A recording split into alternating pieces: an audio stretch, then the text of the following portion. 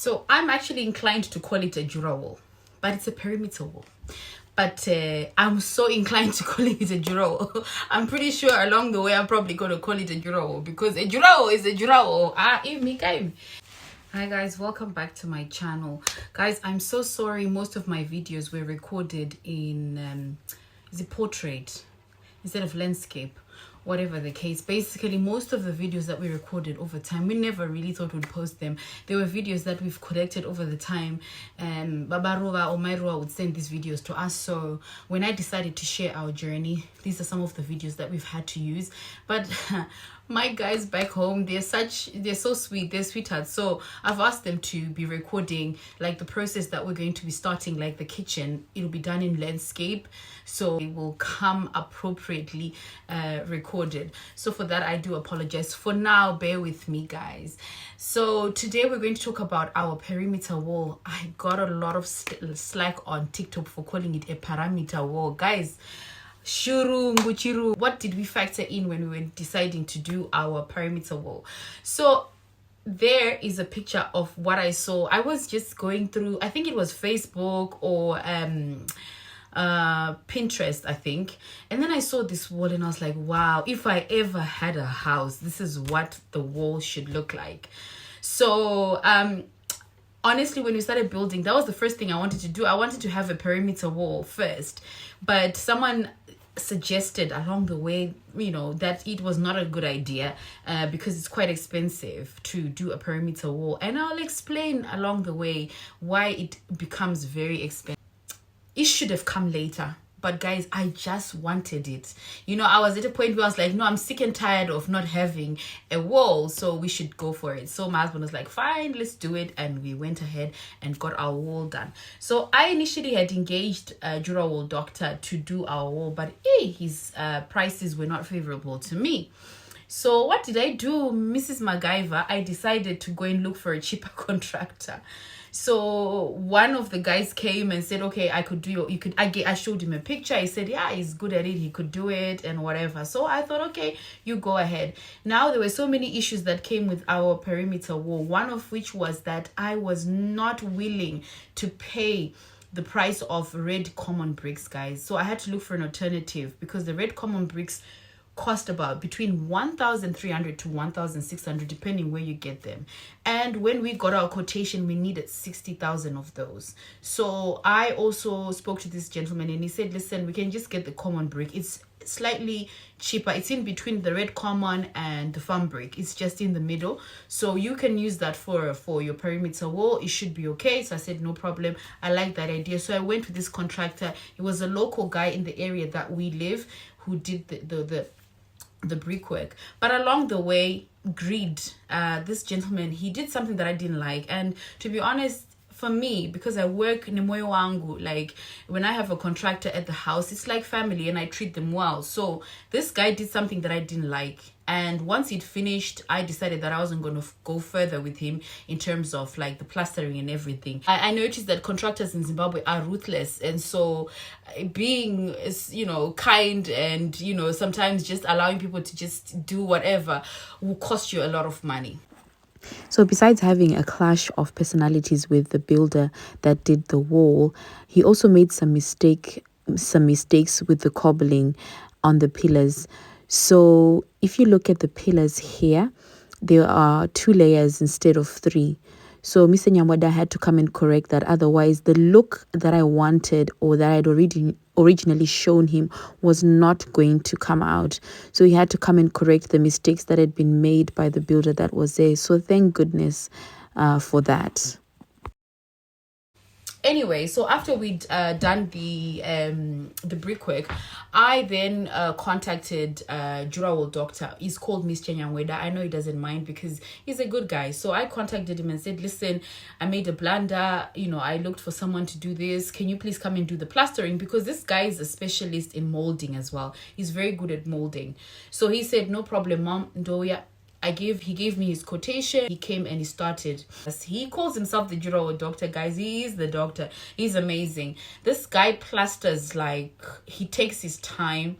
He really does take his time, and I'm going to insert some videos here of him working. He does everything himself. He does have like assistants that will help him, but he tends to do everything himself because with the molding, it's a skill that he's learned, and some of the guys don't actually really finesse or know how to do it as well as he does. So he just does everything himself. I mean, he spent a month at our house, guys, because this was a challenge for him because he was doing it on his own. But I don't mind. The wall came out perfectly, as you can see. I really love the wall. Our stand is a corner stand. Our neighbors hadn't built their walls, and I was impatient, basically. So most people share the costs of these walls, or some people will buy an infill, so the other sides would have been built for them, and all they're doing is just building the front and possibly the back, depending on the progress in that area. So when we got our land, there was no one behind us. There was someone on our side, but they had a fence and they were not ready to build a perimeter wall. So we incurred the costs of covering our entire stand, and it was expensive, guys. I had not realized how expensive it was. In fact, the number of bricks we used for the house are pretty much the same number of bricks that we use for the perimeter wall. You actually require a plan. I just thought Makona I another plan here, but yes, you do need a plan. So that plan has to be submitted to the council, just like the plan for your house. And again, I am impatient, so I paid for the fast track. And once the fast track plan was approved, we engaged the builder that built the perimeter wall. But there was a mistake that we made, guys. Like sometimes when you don't really like go and actually ask the council and you ask your builder. Yeah. So we wanted our perimeter wall taller than the standard that is set by the council, which is 1.8. Our local area, their limit is 1.8. I don't know about other areas. I only know about our area. So because it's 1.8, we wanted it taller than that. We wanted a 2.5 meter wall instead of 1.8.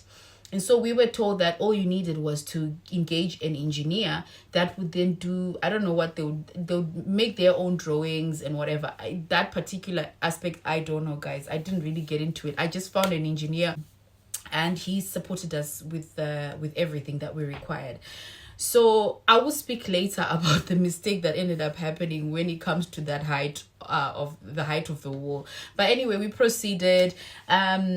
To engage the council. Obviously, the council still has to come and do their normal inspections at the stages that are stipulated. So you will have a stage form for your perimeter wall that the council will give you, and you have to tick off all those stages. So when it came to the first stages, we were getting a bit of aggro from the inspector. I just feel like because he knew the builder that was there before, he gave us such a hard time with the wall, but it's fine. We ended up passing some of the stages. He was being petty, and I'm sorry to say he was being petty, but I feel like he was pally with the builder that was there before. That's why. Who knows? That's just my suspicion or allegations. So what ended up happening was that we then decided to build our wall to 2.5 meters, right? At each point, the engineer would come and inspect. This is not the first engineer. This is a different engineer. So the engineer would come and inspect. He'll do his signings and whatever. Once we got to the stage where we needed the inspector to come and inspect the wall, the inspector says, "Oh, hold your horses, guys. This is taller than 1.8 meters. What are you guys doing? You were supposed to get this plan approved to 2.5. So we had been told that actually the council doesn't do walls taller than 2.5. You've got to engage an engineer, hence why we had an engineer. So they're like, no, you still need to bring the plan and it needs to be approved. But I said, but it was a lot of confusion. Basically, we then decided to go back to our architect. Architect then but basically indicates that it's actually 2.5 meters high and not 1.8 meters. We send it back. You have to pay again, and we ended up having to pay a fine as well because the wall was already there. So we paid a fine, and the inspector said, well, I still can't sign the stage form. The person who has to do it is the engineer. So it's really complex. So you guys have to look into it before you actually decide to build a wall higher than 1.8.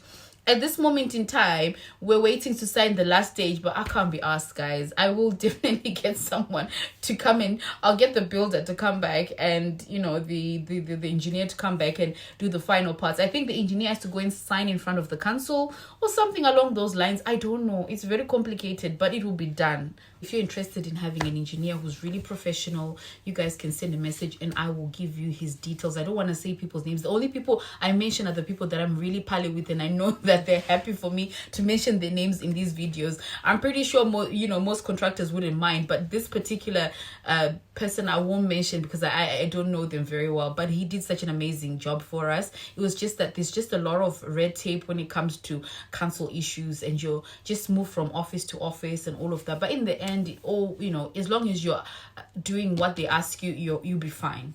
So building it took about 3-4 weeks, and then the plastering took another 4 weeks because, like I said, Mr Nyamweda was doing most of the plastering himself, especially when he got to the molding part, which I will show. So as you can see, like here, on the wall, you can see that the top parts of it are actually molded, and you know, it takes a bit of time and it takes a bit of skill, so that's why he ended up taking a long time.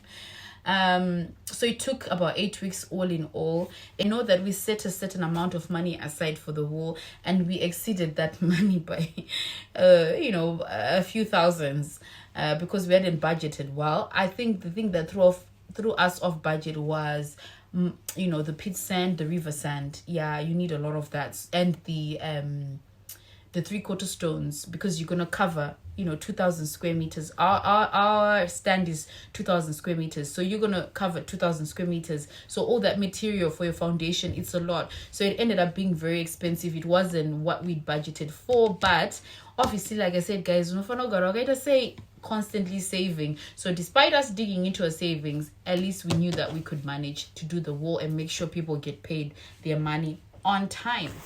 Guys, I also forgot to add that the council in my local area are particular about the type of brick you use.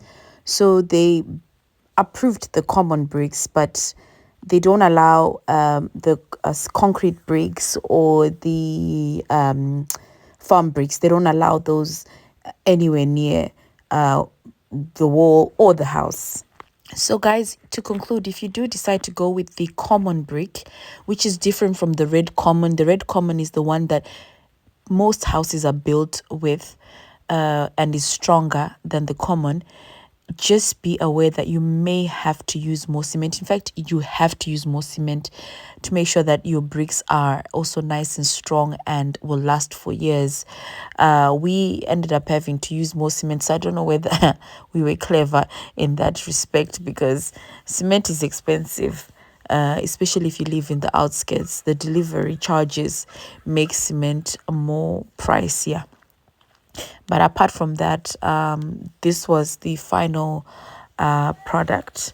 It had to be edited by the durawall doctor. As I mentioned before, there were some flaws that were going to affect the final look. But as you can see, Mr Nyamweda conquered. We left 5 lines for a face brick because we wanted to try and avoid the staining that the soil, the red soil, will make in the future.